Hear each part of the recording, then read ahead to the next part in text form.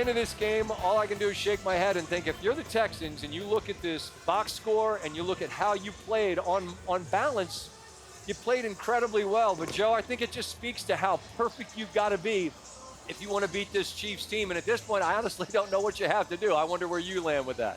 Yeah, I mean, same spot as you do. You have to be perfect. You can't make special teams errors. I mean, it happened right out of the gate with a 63-yard return by Remigio to start the ball game, and then a penalty on special teams, and right from the opening kickoff, sure, there they are inside the red zone. So yeah, you have to be perfect. Mahomes, Reed, Spagnuolo, they just know how to win in January and in February, and they've done it again. I don't want to oversimplify, Troy, but you made the comment after the Fairbairn missed extra point following what was an emphatic drive coming out of the locker room. You're tying the game, but then you don't.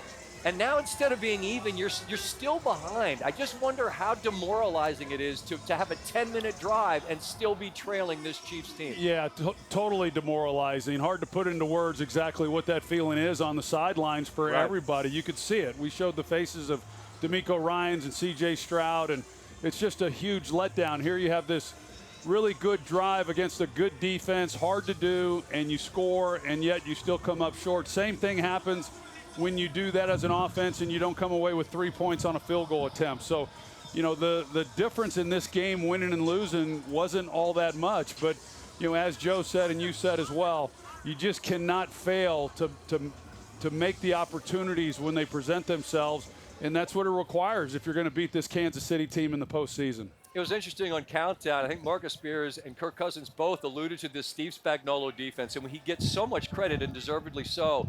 But he has an uncanny ability, doesn't he, Troy, to bring the right pressure at the right moment, right? The game-deciding moment, that 4th and 10, and all of a sudden there's a pressure that this Texans O-line, which struggled most of the year, just couldn't account for. It just seems like he always has the call, and he's got the personnel to make the call, doesn't he? Yeah, he's one, and that's the key. I mean, whether you're talking about offense or defense, it's one thing to know offensive football or defensive football, but when you call those things is more important than knowing what you're doing. And he seems to just know the right moments at the right time. He gives a lot of different looks.